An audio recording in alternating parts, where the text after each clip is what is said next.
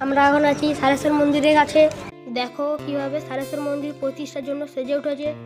এই জায়গাগুলি দেখতে পাচ্ছেন, এখানে সারেশ্বরের প্রতিষ্ঠার জন্য খিচুড়ি ভোগ খাওয়ানো হবে।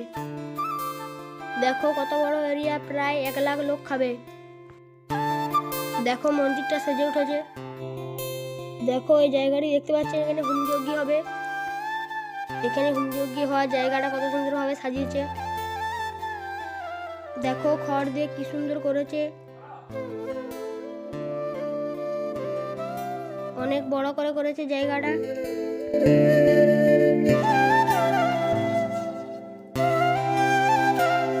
দেখো কি সুন্দর ভাবে ডেকোরেটিং করেছে জায়গাটা। দেখো বাবার পূজা হচ্ছে। এরিয়াটা দেখে নিন। ফাল্গুন মাসে 5, 6, 8 তারিখে প্রতিষ্ঠা হবে। আপনারা সবাই চলে আসবেন। প্রাচীর দিয়ে পুরো মন্দিরটা ঘিরে দেওয়া হয়েছে।